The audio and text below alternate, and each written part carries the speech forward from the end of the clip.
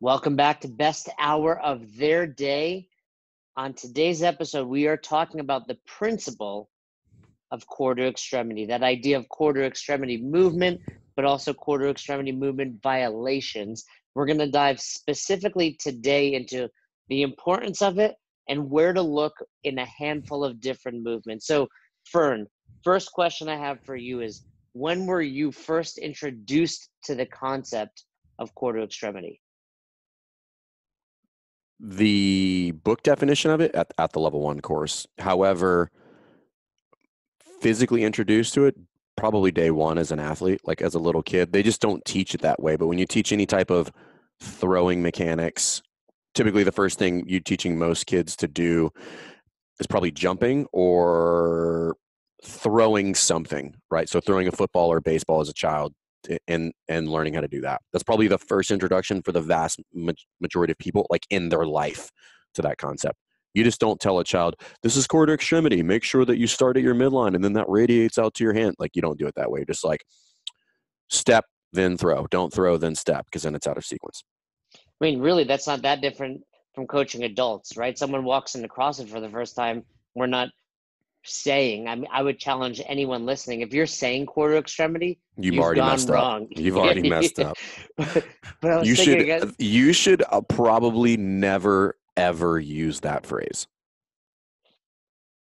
yeah, the only way I would use that is at the end of class, maybe. If you say, hey guys, remember everything I just said? That was core to extremity movement patterns. But I wouldn't be, you shouldn't be running around the class like core to extremity. Technique. So actually, this brings up a good point. And I think, yeah, at a recent level 2, there was a coach who was doing a one-on-one. I think it was the one-on-one teach back. And I was sitting next to one of the participants who was watching. And I pointed out something that was well done by the coach, but seldom actually done in a class or in that environment, which was they were talking about the concept of active shoulders. And what they said very briefly, and it was almost kind of, it was subtle and probably nobody else picked up on it, but he basically said, all right, what I want you to do is I want you to extend your elbows and I want you to press your shoulders up towards your ears. That's active shoulders.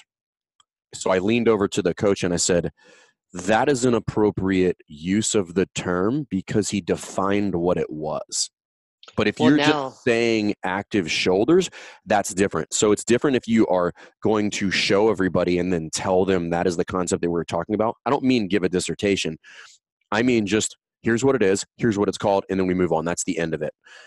And typically people don't do that. They typically be like, all right, guys, active shoulders, active shoulders. So if you're going to do it once, and then typically I want to go back to that more common verbiage. But if you're going to do it, typically I need to really define what it is that I'm talking about. So it's kind of like we talk about in the GHD lecture when we talk about vernacular. I can't just use terms without making sure that my athlete and I are on the same page about what those terms mean. Was that vernacular or vernacular? There is now a thing called vernacular. Thanks to Matt Spencer. Somebody else laughed at something I said yesterday because I used the term self-licking ice cream cone, and they got a real big kick out of that. What is a self-licking ice cream cone? I'll use it later, and then I'll elaborate on to what it is. Okay, but going back to what you said, in that scenario, hey, lock your elbows and press up, that's active shoulders. What I would also throw in there is there's no reason to say it. Hey, lock your elbows. Hey, press up. Do you need your athletes to understand that concept? But we don't need to dive down that. It's definitely not needed. All I'm illustrating is that if you're going to use it in a class setting, when I'm working with athletes that is not in an educational environment, like the level 1 or the level 2 or something like that, that is really the only appropriate time to use the verbiage. Right, when you've taught it, when you've explained it. And now if for some reason later on I make a mistake and I say active shoulders, that cue is reminding you of something I've already taught you. Correct. So yes, I would agree with you. We should largely never use it, but the only time I'm like, I'm okay with it because you defined it, but I would still say like you suggested, like you still don't need it. Like you still could have done that whole interaction without using the term core to extremity or active shoulder. 100%. Yeah, so going back to it, you're right. As children, we all learn this idea of core to extremity movement pattern. Personally, I don't remember even getting taught how to throw a baseball in Little League. Do you? It's kind of like, here's a ball, that guy needs it, get it to him, Well, it's right? probably because they knew you were never going to play, so like we're not going to teach this kid anything. I'll tell you what, I was very good at Little League baseball. I made the All-Star team. I was starting second base, like, through what, seventh grade, and then the ball just got too fast for me. Then I could no longer hit it. I figured you played left out, No. meaning they I was left actually you out of the team. I was pretty good at Little League. Once it got to that next level of Little League and then high school, I was out. Where actual athletic prowess is desired. Yeah, Like exactly. when you say you played Little League, it was just like everybody had to play. It was mandatory. And you're just like, No. listen, all right, Jay, it's your time. Get out there at second base. All right. I was lead off. I think I was lead off just because I was small and I drew a lot of walks. But because your strike zone was 1 inch by 1 inch. oh yeah, I remember I got so many walks, and then we played against this team, and I remember this kid's name, Joe Johnson. Fastballs right down the middle. I got struck out on like 3 pitches because I was so used to just taking those pitches. Never swinging the bat. You're just Yeah. Got it. All right. And then my coach was like, all right, you're you gotta learn how to designated. hit. You're the designated runner because you're small. Nobody could tag you. Yeah. So then he was like, you gotta learn how to hit now. So anyway, you're right. The principle, when we talk about core to extremity at level ones, we're like, hey, if you throw a ball, if you throw a punch, that's really it. If you want to see what lack of core to extremity looks like, it typically looks like, hey, throw it with your non-dominant side, and you see that error where your arm might fire before your hips or before you step, like you said. So let's talk about the importance of core to extremity. The importance of it is that it's going to allow us to typically move more load or move it further or move it faster, any of those concepts. What do you think about that? Yeah, typically we're trying to teach people's power production. So whether it's lifting weights or throwing a baseball faster or further, or a football faster, further, or a punch harder and more timely, that's what it's all entailing. It's all about power production. So because that is sport. Sport is largely predicated on your ability to produce power. If you think about all the the most athletic things we're going to find in sport involve pretty much 2 things: rapid hip extension followed by rapid change of direction. So you think cutting in any sport, left, right, forward, backward, change of direction, forward, backward, laterally, all of that stuff. The ability to jump quickly, jump high, rapid hip extension followed by rapid change of direction. So that is that principle. And what we can do is we can teach that absent of sport, right? Or what I would define as, what we're trying to teach is physical competence. And we want to do that in a controlled environment. And because sport is full of unknowns, right? So the second I leave in the weight room, everything's known. I know the load. I know where it needs to go. It's going to be done in a controlled fashion, all of those things.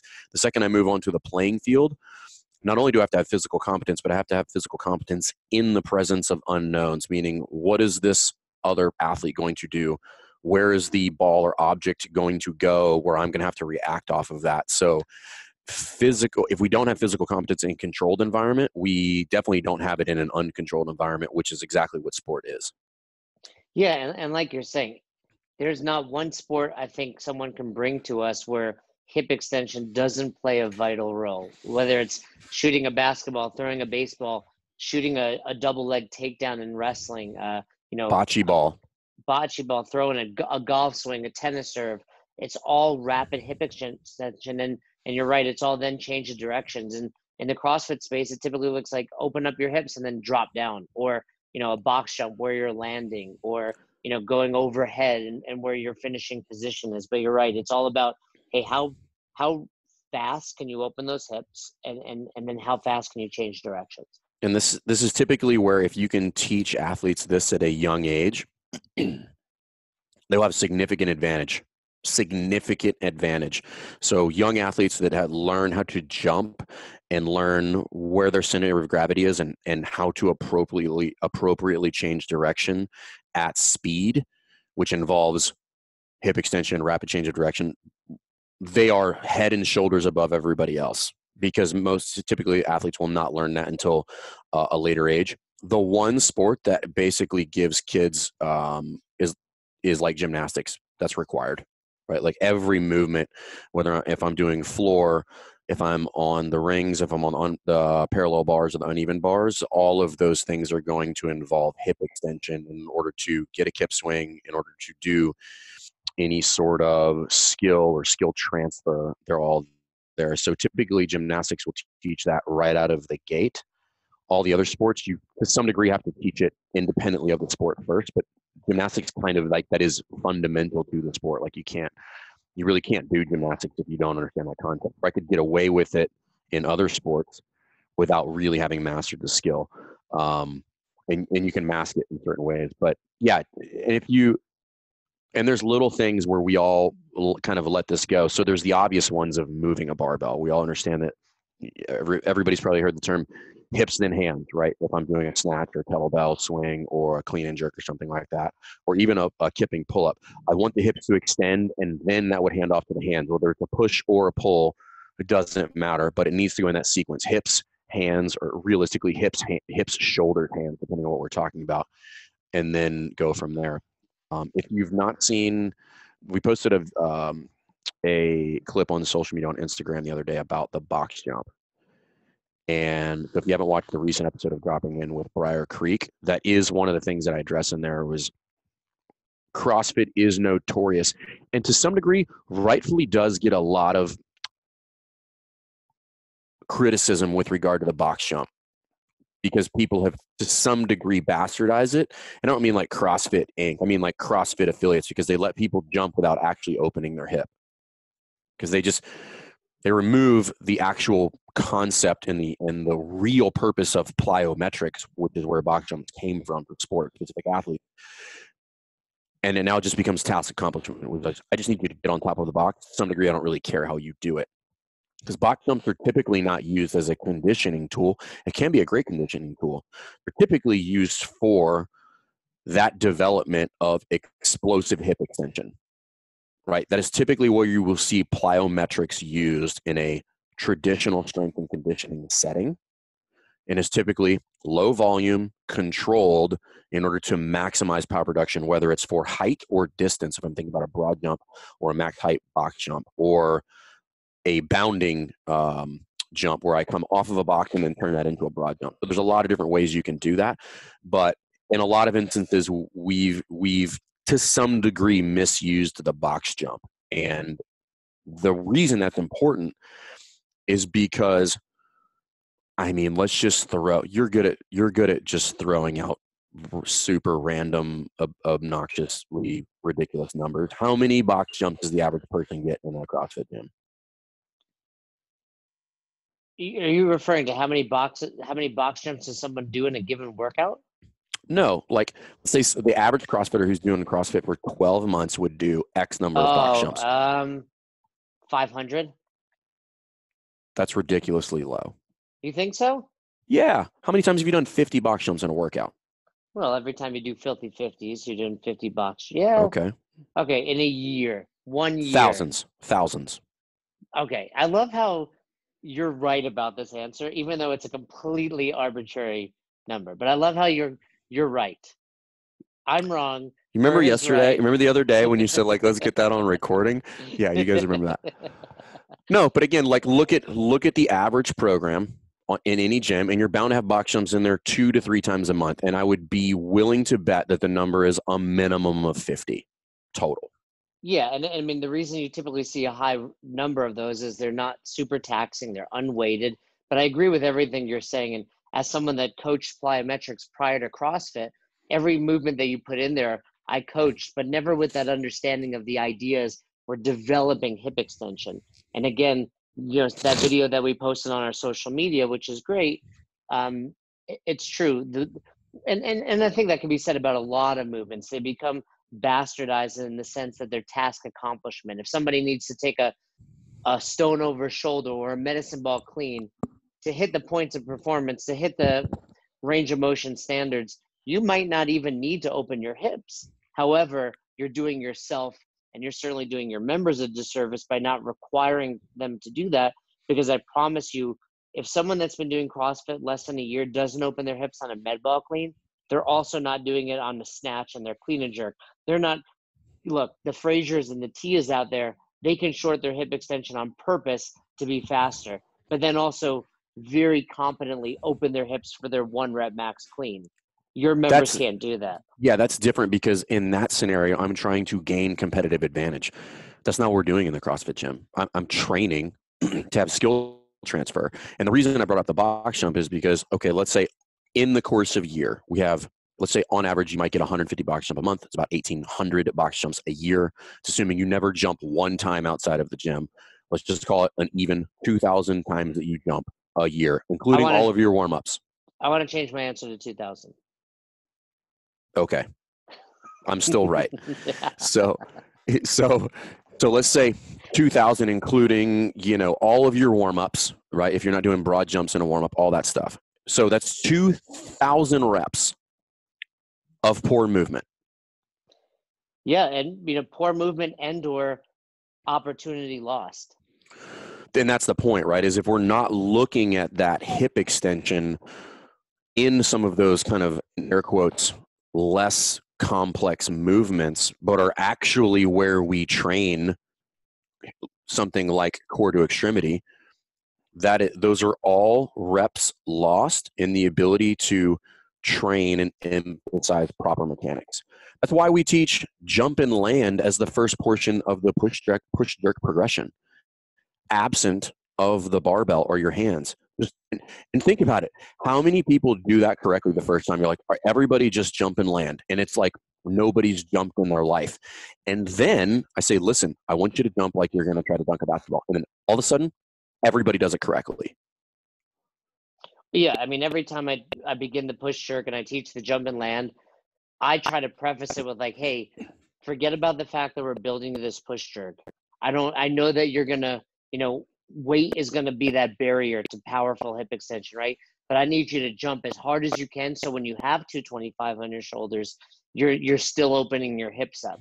And that really changes things. People tend to short their hip extension when really it's like, give them a target. If you're getting someone that can't open their hips, dangle a piece of PVC over their head, give them something to reach for and be like, jump and hit this. There's $100 bills hanging from the ceiling. Grab them. That's what they need to be it's thinking like that about. commercial with the old guys walking around. He was like, oh, you almost had it. You almost had it.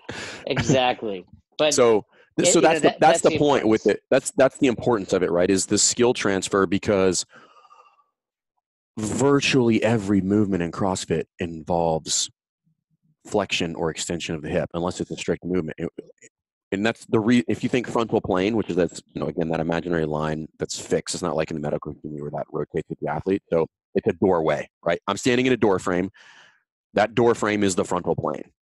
Almost every movement in CrossFit could be done in a doorway. Meaning, I don't mean like with a barbell, but like the movement could be done in a doorway.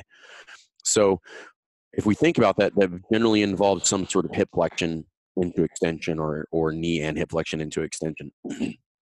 So the importance of teaching that quarter extremity concept is arguably invaluable, because if I'm letting them slide on some of these other movements, I'm not going to pick it up where it becomes more pivotal to the movement. So if you think about the push jerk, for instance, in quarter extremity, the reason we're doing the push jerk at this point is typically because the loads are heavier, which means hip extension becomes more important, because I need to use my hips, the bigger movers, before I use my hands, because they're just stronger.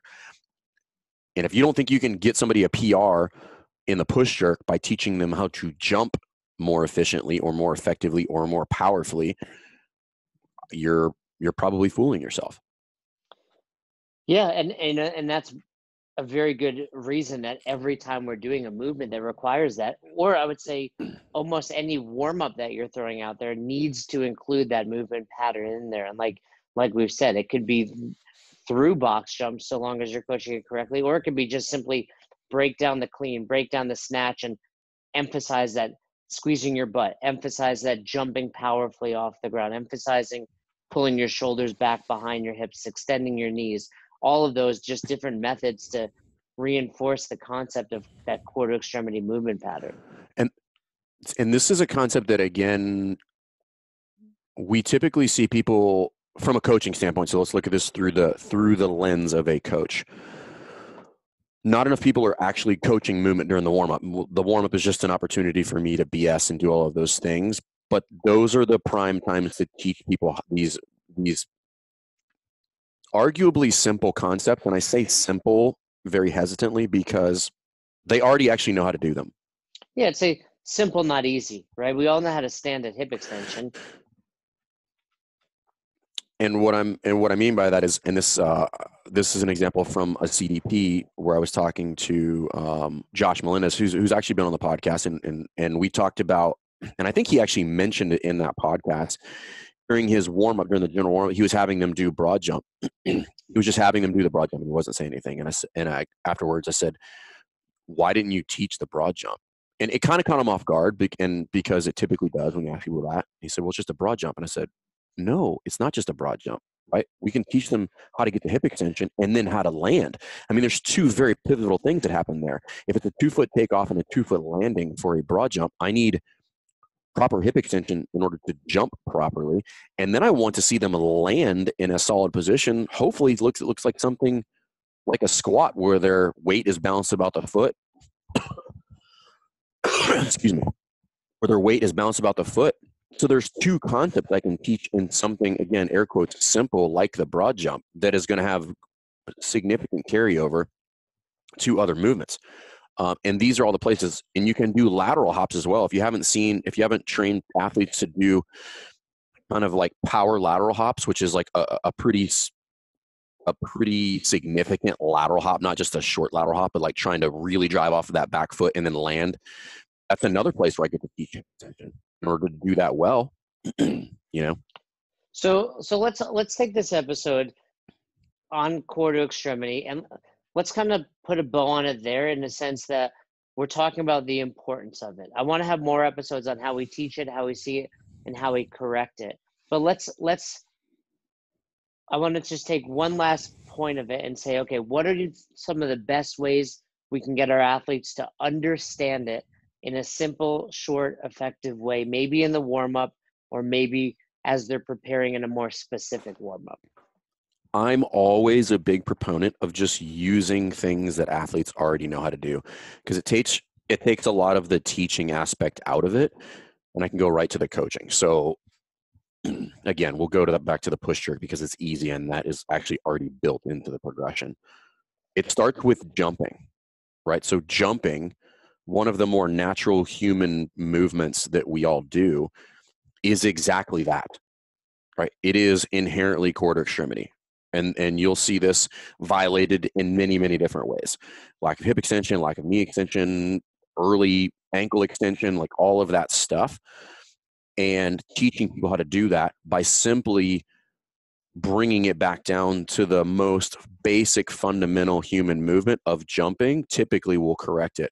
So if you were to ask anybody, regardless of their capacity to do a max height vertical jump, meaning jump up as high as you can and try to touch this target, virtually all of them would do it correctly, because the human body is smarter than they are when they try to think about it. Yeah, and for that same reason, I've always said this about women when it comes to CrossFit. You hand a woman a weight that's a little too heavy to push press, and they naturally do a push jerk. Where men, we try to muscle it. We're not quite as smart as the opposite sex. But yeah, the same principle. It's like, let's keep it simple, and that if you get people jumping, whether you have an on-ramp or a boot camp or whatever feeds them into your typical classes, you're going to have athletes that have a more competent, there's still going to be faults, and we're going to talk in a future episode about seeing the faults and how we correct it. You're always going to have people that short their hip extension. Maybe they're now thinking too much about pulling under, or it's heavy, whatever the case is, but get them jumping. And that's really the key to it. And this is obviously one of the reasons why people with some athletic background perform better at some of these movements, because they inherently understand that, because and they might not even know the concept, but if they inherently understand the significance and the advantage of hip drive, of like whether I'm playing football. Think about no lineman has ever won a battle off of the ball without explosive hip extension. It doesn't matter. Nobody's ever gotten a double leg takedown without violent hip extension. Pretty hard to knock somebody out with a punch if you did it out of sequence. You know what I mean? I mean, as people are listening, I would challenge them. Next time you're watching a sport, be it you're watching the UFC, you're watching basketball, you're watching baseball, you're watching Fern's highlight reel from Division I basketball. Whatever the case is, it's really short. It's really short.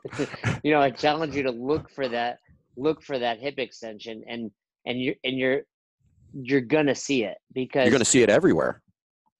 Like you said, it's it's not impossible, but it's impossible to accomplish that task at the elite level without doing it well. And to that point, no, I don't think that's this is where I'm going to say that's not an outlandish statement. Like, you are not going to be good at a sport without, again, like, take anything, golf. Yeah. You're not going to be able to get a long drive without understanding that concept. Baseball, you're not going to be a good pitcher. You're not going to be able to throw the ball.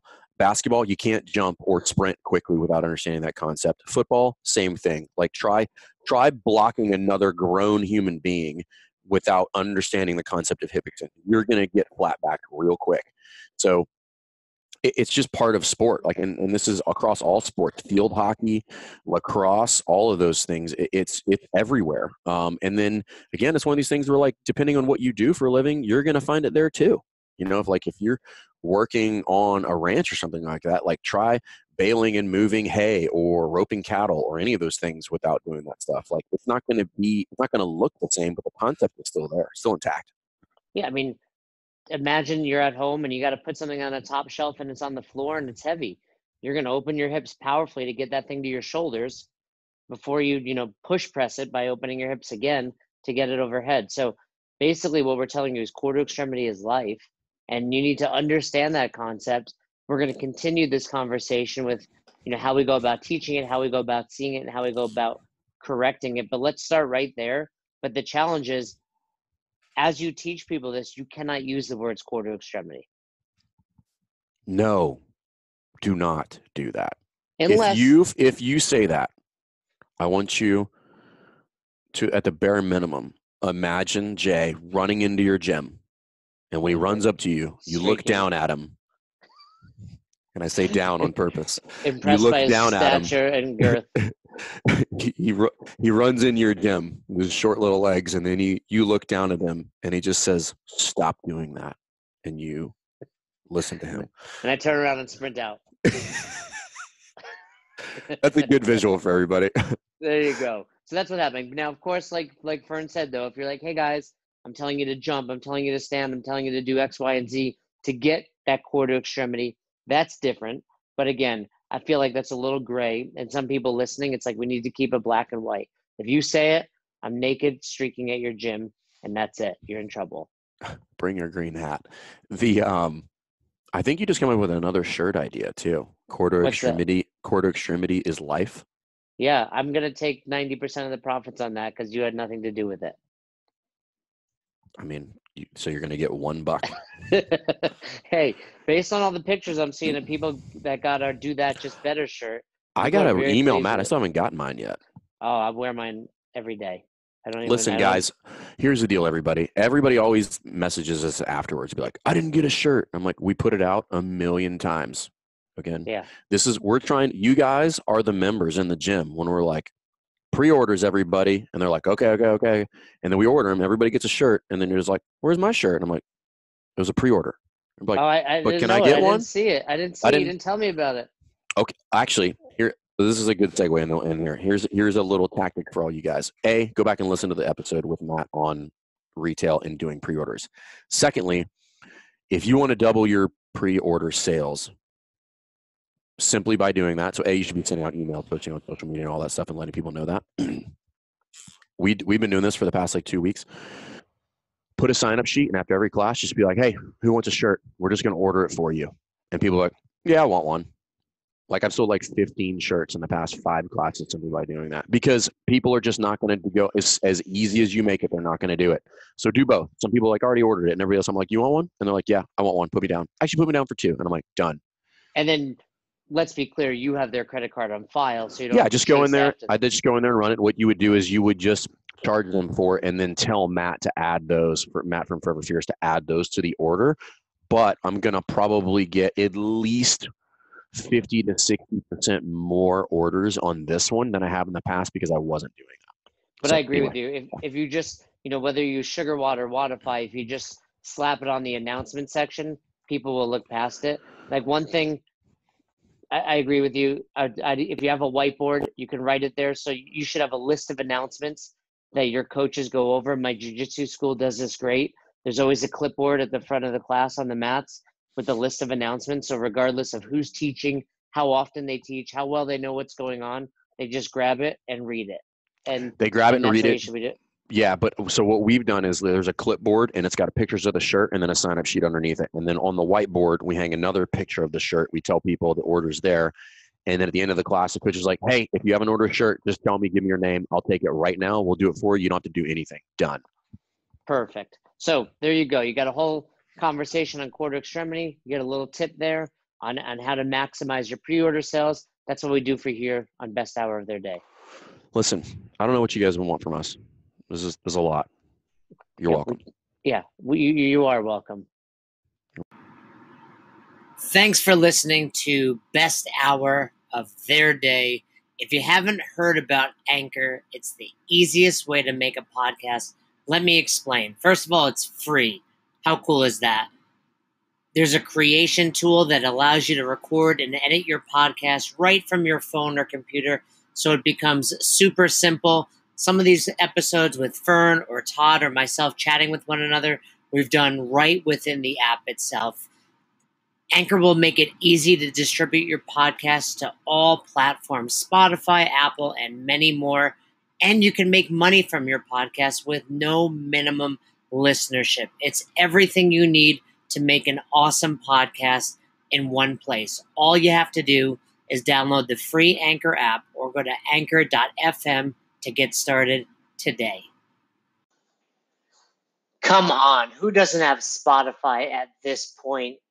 And if you were unaware, Spotify now is offering podcasts. That's right. On Spotify, you can listen to all your favorite artists, but also podcasts in one place for free. Spotify has a huge catalog of podcasts on every topic, including the one you're listening to right now, Best Hour of Their Day. On Spotify, you can follow your favorite podcasts so you never miss an episode. Premium users can even download episodes to listen to offline wherever you are, something I always do before I hop on a plane. And you can even easily share what you're listening to with your friends on Instagram and other social media platforms. Here's the deal. If you haven't done so already, be sure to download the Spotify app, search for Best Hour of Their Day on Spotify, or browse some other podcasts if you want.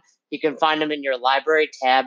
And also make sure to follow me so you never miss an episode of Best Hour of Their Day. Thanks again for listening to Best Hour of Their Day, and thanks again to our special guest. We appreciate all you guys do for us with Best Hour of Their Day when it comes to sharing our posts on Instagram, when it comes to subscribing to us on YouTube, when it comes to the constant feedback. We are grateful and we appreciate it. We are trying to build a community based on coaching development and becoming the best version of yourself. And it goes without saying that we couldn't do without all of you. So if you haven't already, please subscribe to our YouTube channel. Season 1 of Dropping In is out. We are getting tremendous feedback and we'd love for you to check it out. Leave us a comment on there. Head over to our Instagram. Give us a follow. Like our pictures. Feel free to share anything that resonates with you. And if you have any questions, comments, concerns, or feedback for us, please don't hesitate. Email us, besthouroftheirday@gmail.com. Thanks again. Until the next episode, we hope you've had the best hour of your day.